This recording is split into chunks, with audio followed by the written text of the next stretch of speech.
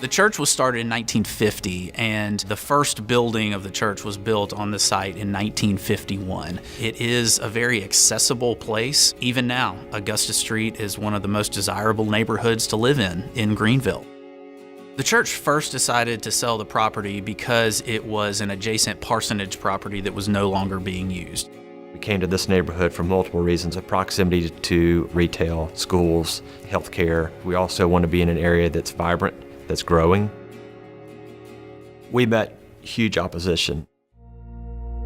Neighbors had a lot of concerns, mine included. One was traffic, another was our property values, and the third was crime and safety. I think that unknown of what kind of project would this be and who would live there, people filled that blank in with fear and kind of assumed the worst about it.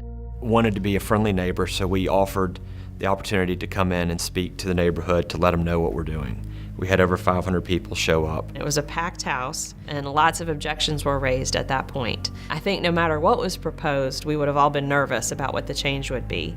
But that it was going to be affordable housing, I think, made everyone a little bit more concerned. I think as the process evolved and a lot of concerns were addressed, some of the neighbors kind of dropped off in their concerns.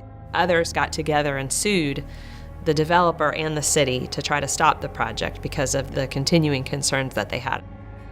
We were fortunate that we had partners that were local in the Greenville community who all were willing to stick their neck out and do what's right for the community. The reason we received the opposition was due to a lack of education of what is affordable housing and who are the tenants that are living there.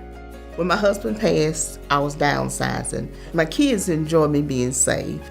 This is the first time I have ever lived on my own, but I know anytime I come in day or night, it's always safe. And when you come in, you do have peace of mind. That means a lot to me. It's so convenient for me. My doctor is right up the street. The pharmacies is close. The grocery stores are close. And being single and by yourself is just an ideal place to live. Now that the project is complete and 10 years old, I have to say it's been a great addition to the community. All of us understand this topic a little bit more and see how a lack of affordable housing is really impacting our community, and this is a part of the solution to that.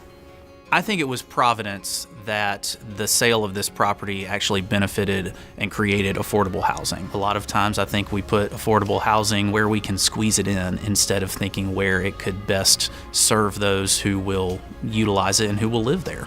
Now we have this gem of a property that I think is a wonderful example for ways that the faith-based community and even public and private partnerships can create more housing options for people in our community.